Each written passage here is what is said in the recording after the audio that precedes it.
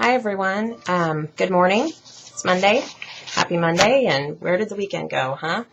I wanted to just briefly, as I can, go over the quiz. I've thrown out 3 items. These items were missed at a higher frequency. You may or may not have had these items. Basically, I think they were just probably some of the more confusing items. And like I've mentioned, you can write a million questions and think that you're the best test writer. And sometimes the questions are just not very good, or they're just at that highest level of reasoning that maybe is just a little too challenging. So a couple of things I want to say right off the bat. They're by and large, these were not questions that related to qualitative versus quantitative. However, I did find some of you seem to be confused about the differences of those two. So again, it's very important that, especially if you didn't have quantitative last semester, that you read that section in the book, which helps you understand the differences. Quantitative, numbers, trials, true experiments, random assignment.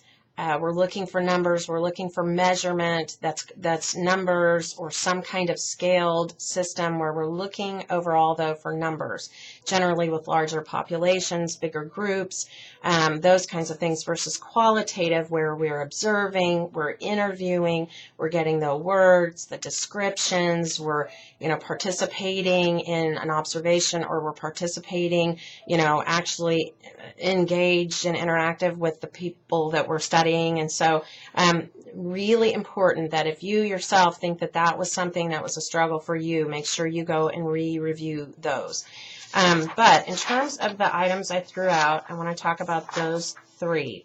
Okay, this question, Danielle is undergoing a qualitative study with an interest in victims of domestic violence. She intends to interview the providers of domestic violence services, the clients and the spouses, to gain a better understanding of the issues, where all of their various viewpoints meet together. Okay, that was the tricky part, meet together. It's called the triangle of error. Okay, when we're triangulating, it's when you have all those people and their viewpoints converge. That is the triangle of error. The answers were all over the place, all of the above. The choices were line of action, so that would be one type. So maybe you have multiple researchers or multiple viewpoints or sources of data or multiple theories. But some use multiple operationalism, okay? Some of you said all of the above, but the correct answer was triangle of error because the clue in the question was where those viewpoints meet.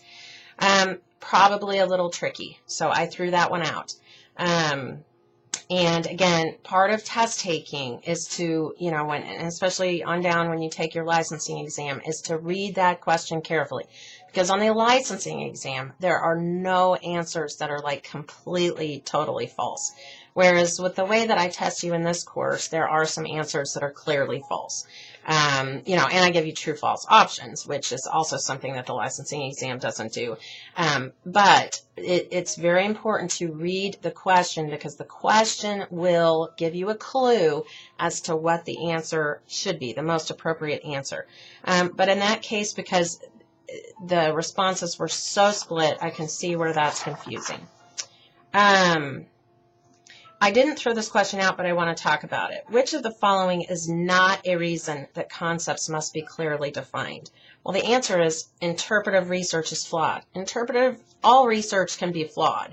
And that's why we have a confounds or a limitation section in every journal article where we have to address the things, whether it's confounds, other variables that influence, this is quantitative and qualitative, is that yes, there's some layer of being flawed, but this is not the reason that concepts need to be clearly defined.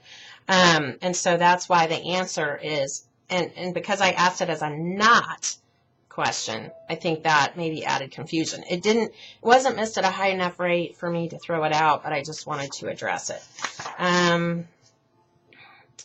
Okay, another question I did not throw out, but was, kind of missed a little bit more, is at the beginning stages of a literature review. So you have sort of an idea you're interested in, and you start searching the literature, which is an important step in research before you formulate a questionnaire, before you start interviewing people, is you want to know what's already been done.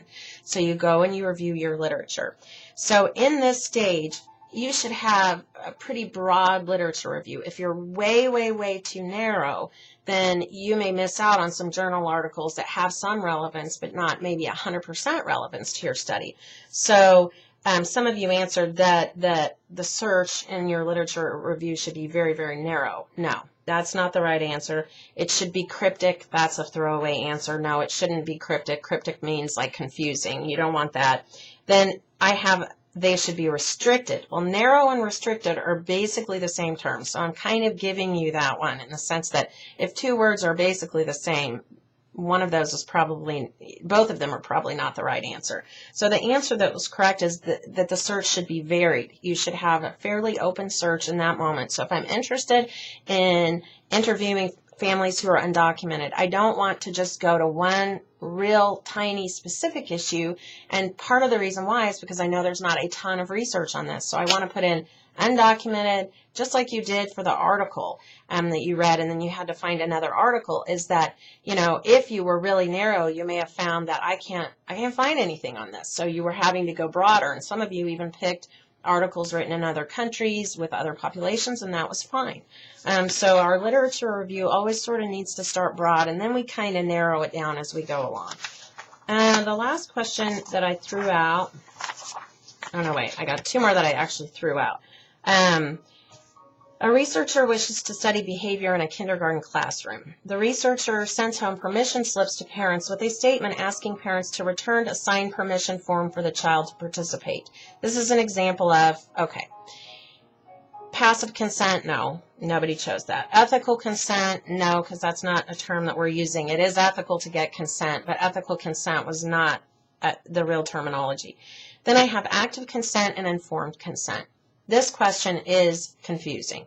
In all honesty, I asked this question last year, and I thought that I had changed that question because I remember this question being a problem last year. So theoretically, we're getting informed consent. You're right. Most of the people chose that.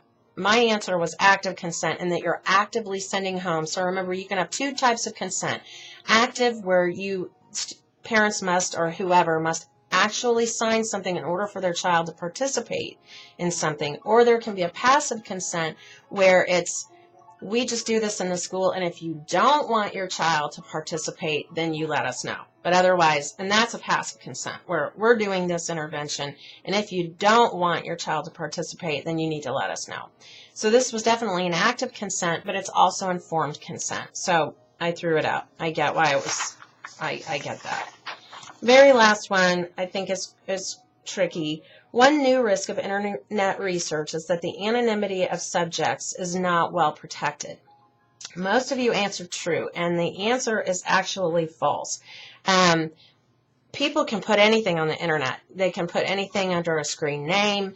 They can hide. And so the problem with this for researchers is that you can have great anonymity on the internet. You can be on a blog with a fake name saying all kinds of stuff, and it may not be legitimate information, and you really don't know who's delivering this information to you. So is their information valid? I mean, are they somebody, and you won't know that necessarily. So that's a bit of a problem.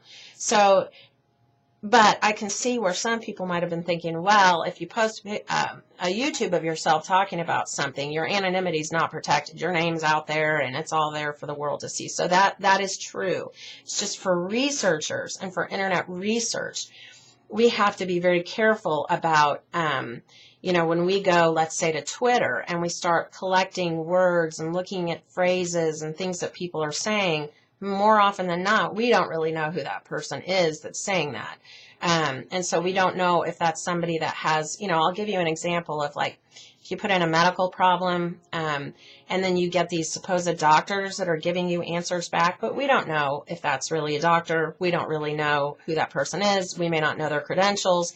And, it may just be somebody sitting at home typing and telling you some advice, and we don't know if that person is a valid resource. So anyway, that was missed at a high enough rate that I threw that out. So 3 questions thrown out. So your scores may have changed. You can get in your grade book and look and see if that helped you. Overall, the statistics, it was an 82%.